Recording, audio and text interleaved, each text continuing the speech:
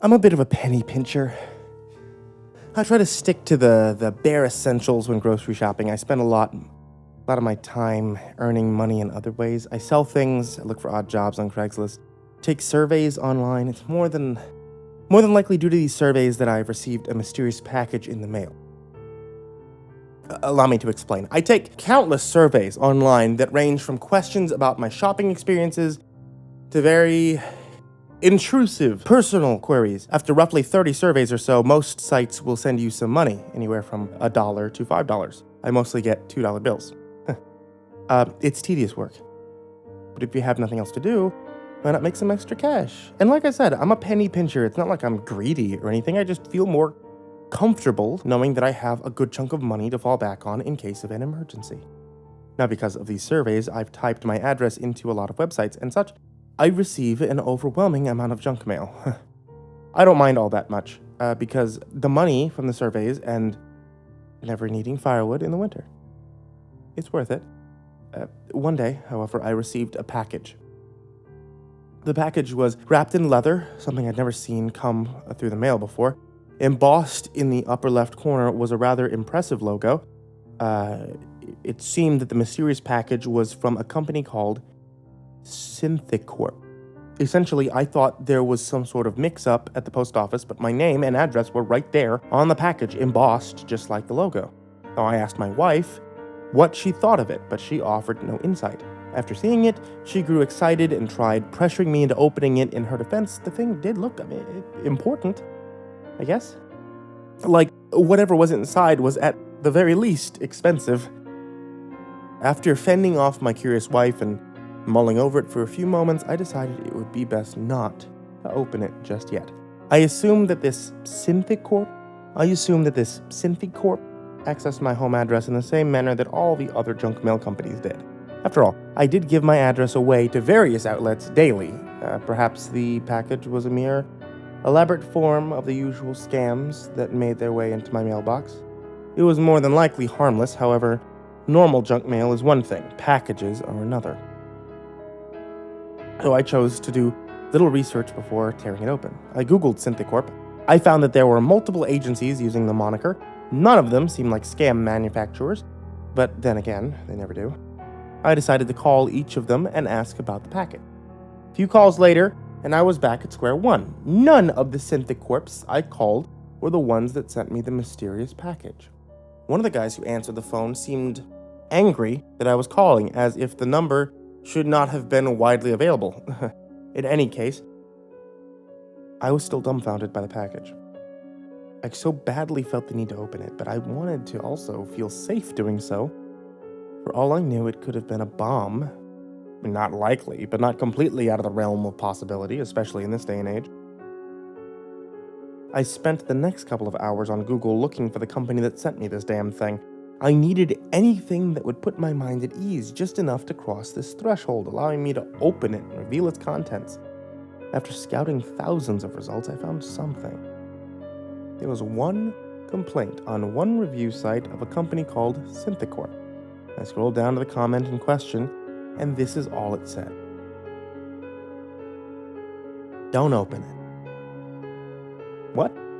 Don't open it. Did they mean the package? I couldn't wrap my head around what this meant.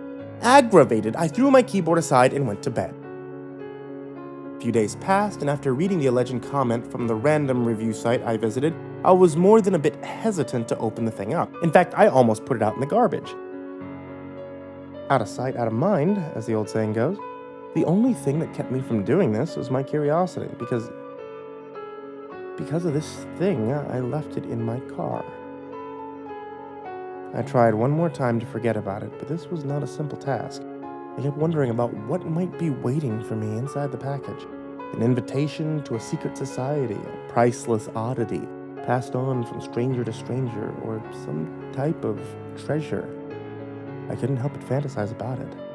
I did this so much that opening it became an inevitable conclusion. Noticing that my car hadn't exploded yet, and thinking a little more clearly about the situation, I decided that taking a peek inside the package would be a harmless venture. After all, the complaint I'd seen could have been about any of the dozens of Synthecorps out there, or more likely, it was a fake review. Either way, it was nothing more than an eerie coincidence. At least that's what I told myself, in an effort to justify my decision. My curiosity demanded placation. On the day in question, I arrived home from work and brought the leather-bound box inside. I placed it on the kitchen table and stared at it. I had told my wife about my plans to open it, and she demanded that I wait for her to get home before doing so. I told her that I might. Truth be told, I couldn't. I needed to solve the mystery, if only to satisfy my hunger for answers. I grabbed the damn thing and attempted to rip it apart. The leather was tightly bound, but with some brute force and a little bit of sweat, I was able to penetrate some of the hide. I fought with it a few more moments, tearing off pieces at a time, and that's when my wife walked in. "I knew you wouldn't wait for me, you impatient bastard," she exclaimed. "You know I can't wait for anything. You think you can give me a hand over here?" She scoffed at me, but rushed over to help, just as curious as I was. It took us nearly half an hour, but we managed to get most of the leather off. Beneath it was a small wooden chest. Excited, my wife jumped the gun and attempted to open it. Her actions were futile as it seemed to be locked. It looked like we were back at square one. But I noticed something etched into the wood. Below a keyhole, it said, "House key." My wife and I looked at each other in confusion. I thought about it for a moment and hesitantly reached for my keys. I looked over at my wife and we chuckled, but it quickly turned into a nervous laugh. And then silence. I tried the key. And to our utter disbelief, the lock popped open. There was only one thing left to do. I opened the box up and looked inside. My wife and I stared, equally dumbfounded by the reveal. I could neither surmise its meaning, nor did I know what to do next. It was baffling. Inside the box was a live rabbit. A live freaking rabbit! Next to the rabbit was a scrap of paper. I picked it up and read it. "Do not read aloud or you'll suffer the consequences. You'll have 1 minute to act. Go to the kitchen and grab a large knife. Proceed to kill the rabbit or your wife will die. That is a promise. Do not tell her about this note. Burn it after completing the task. The clock is ticking." Below the text was a picture of my wife sleeping in bed. I'd never seen that picture before. Without hesitation, I ran to the kitchen, grabbed the largest knife I could find, and hurried back over to the rabbit. I stabbed it multiple times until I knew it was dead. I expected my wife to scream, but she didn't. Instead, she asked the question, "What are you doing?" I looked over to her apologetically. "I can't tell you. Please just trust me, we'll have to bury it in the yard." "Bury what in the yard?" she asked, sounding a bit confused. "The rabbit," I said. "What rabbit?" she asked. "The one right here." I gestured towards the bloody carcass in the box. My wife shot me the weirdest look before speaking again. "Hon, the box is empty." I slowly handed my wife the scrap of paper. She looked down at it and then back up at me. "There's nothing on it. It's blank. Hon, are you okay?" All of a sudden, I felt dizzy. I looked at the paper in my wife's hand, and it was indeed void of any writing. I then looked over at the box, and the rabbit was gone. A knot formed in the pit of my stomach as my legs gave out. Light-headed and confused beyond all measure, my body hit the kitchen floor with a loud thud, and I involuntarily shut my eyes. I passed out within an instant. I awoke in the comfort of my bed, feeling groggy and sore. My wife was sitting beside me with a troubled expression on her face. She was more than likely worried, both for my physical and mental health. "Thank God, are you all right?" she asked. "I'll be fine." "How long was I out?" "About 20 minutes. I was about to call 911. What the hell happened?" I changed the subject from my untimely descent to the box. I asked her if she truly saw nothing, in which she replied, "No, not at all." We discussed it a little further when she agreed that my house key opening the box was weird. She figured the package was some sort of misguided prank. She said she'd call the post office for more information. While conversing about the package, I was able to convince my wife that my strange action and fall were both due to exhaustion, having overexerted myself at work. I conveniently left out the details on the note. I didn't want her thinking I was a lunatic suffering from hallucinations, even if I was. She seemed to buy my story, and that was that. Until the following day. After a much-needed good night's rest, I woke up the next day feeling refreshed and ready to take on the world. I recalled what happened the night previously, but I decided it would be best not to dwell on uncertainties. My best course of action, I thought, would be to forget the whole thing ever happened. I was a sane individual, after all, and events that transpired the night before truly were a product of being overtired. Yes, that explanation sat well with me. While driving to work with a newfound sense of well-being, the illusion of sanity that I clung to shattered abruptly. I adjusted my mirror at a red light and noticed something lying in my back seat. It was a rabbit. Dead. Dead as could be, staining my upholstery with its pungent blood.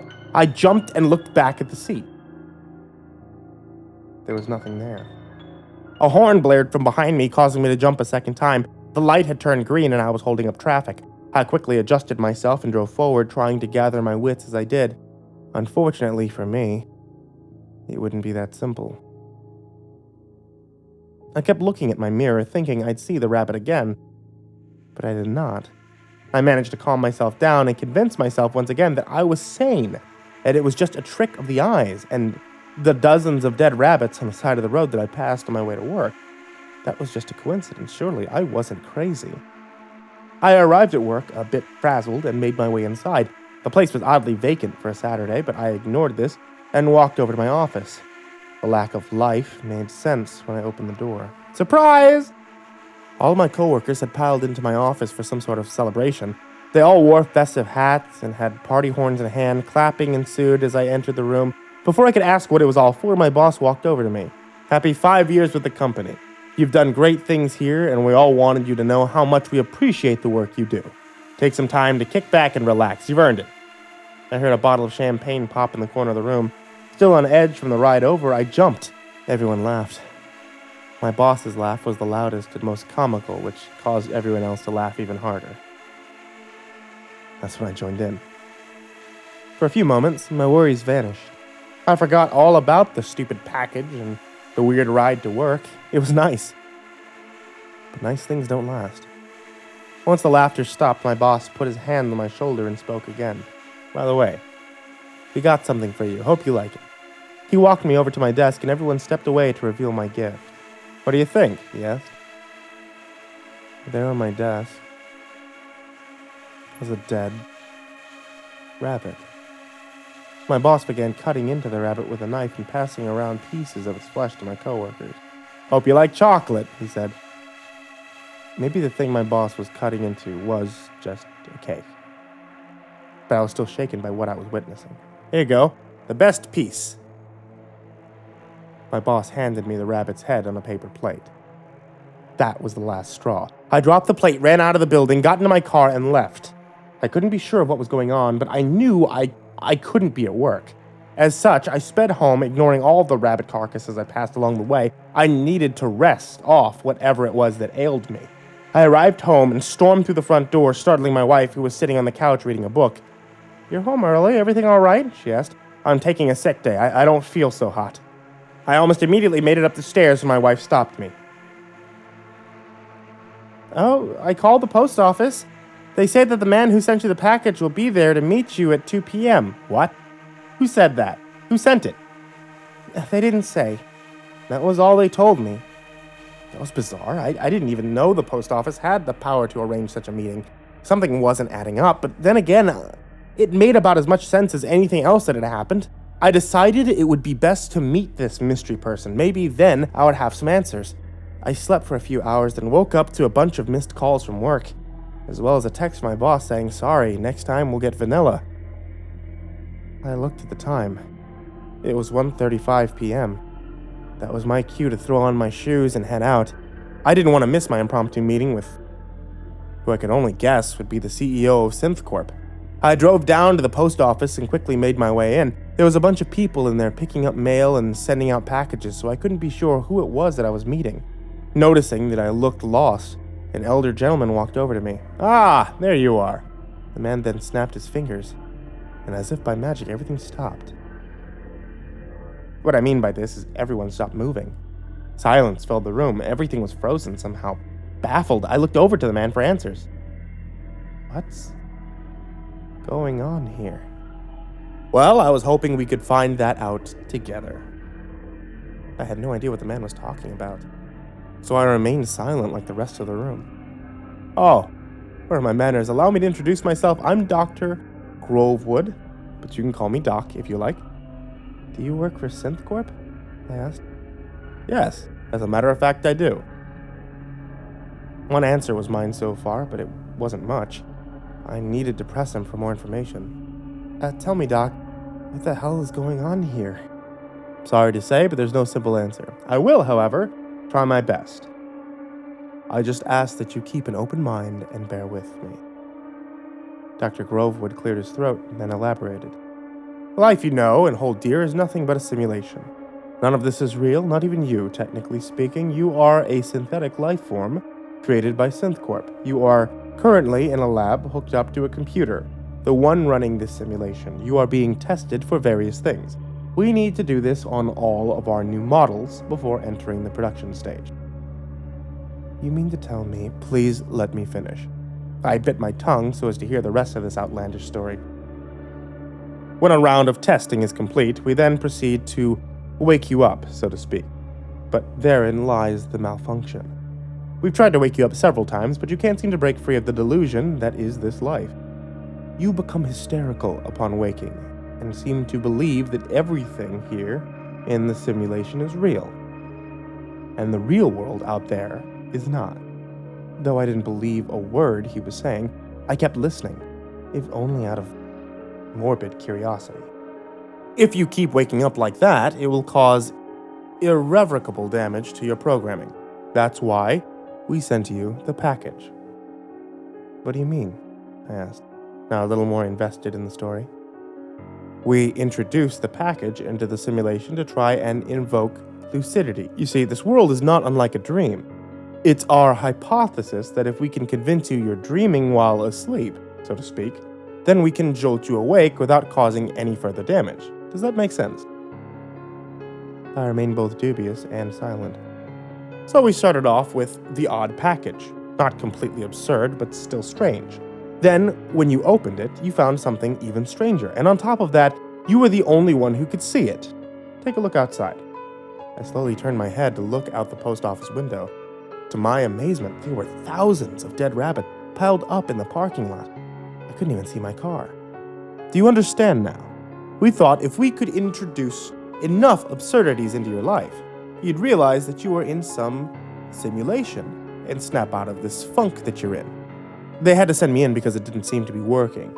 You're too stubborn, it seems. We need to wake you up now so we can properly tackle this glitch that keeps you anchored to this reality. I turned back to Dr. Grovewood, astonished by what he was telling me. I was close to buying it, but not quite. It would explain everything that had happened, but I wanted to make sure. Just as I was about to ask more questions, Dr. Grovewood spoke again. That's all, folks. What? I asked, dumbfounded. I looked at Dr. Grovewood closely and noticed that he had become frozen just like everybody else, and that's when everything started fading. I could feel myself slipping from one world and into the next. I woke up in the comfort of my bed and noticed Porky Pig on my TV, along with some end credits. Given that it was my favorite cartoon growing up, I always put on Looney Tunes DVDs before bed to help me sleep. Worked like a charm. I got up out of bed, and then something hit me. I started remembering the crazy dream I had. As the details came flooding back, I realized something else. I grabbed the TV remote and restarted the last episode of Looney Tunes that had played. It was a typical episode with Elmer Fudd chasing down Bugs Bunny. I smiled. My smile turned into a laugh when everything sunk in. I thought about the weird package, the rabbit that I had killed, and the doc. Some of the episode must have leaked into my dream. Must have. My brain used a few of the details and strung together this crazy narrative to fill in the blanks. Must have.